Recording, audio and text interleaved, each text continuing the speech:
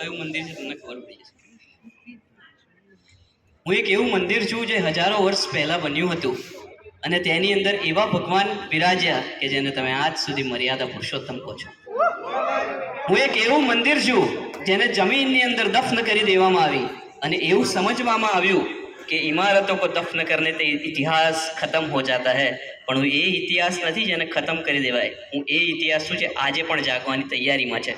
હું એક એવું મંદિર છું જેને જમીનની અંદર ત્યાં સુધી દબાઈ દેવામાં આવ્યું કે આગળની કોઈ પેઢીને ખબર જ ના પડે કે ત્યાં એક મંદિર હતું.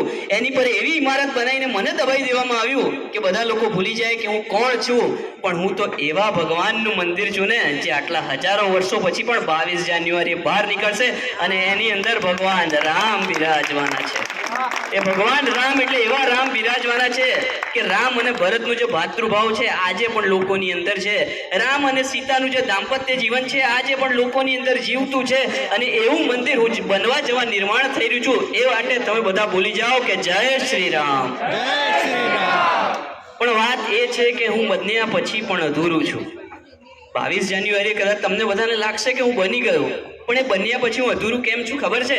કારણ કે ઇમારતની દ્રષ્ટિએ તો હું બની ગયું, પણ કદાચ તમારી અંદર હજુ રામ જગાડવાના બાકી છે.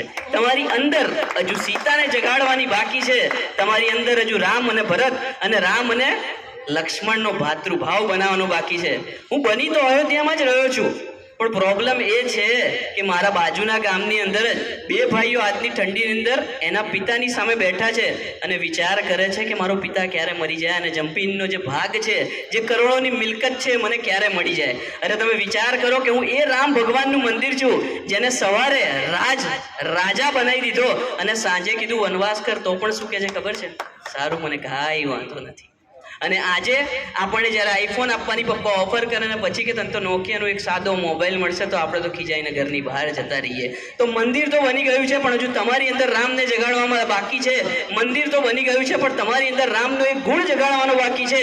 અને જો એ ગુણ તમે જગાડી દેશો ને તો કદાચ હું મંદિર જે અધૂરું છું ને એ પૂરું થઈ જઈશ. કારણ કે કહેવામાં આવે છે કે impossible doesn't means it is not possible, but it actually means nobody has done it. You are born to break the limits.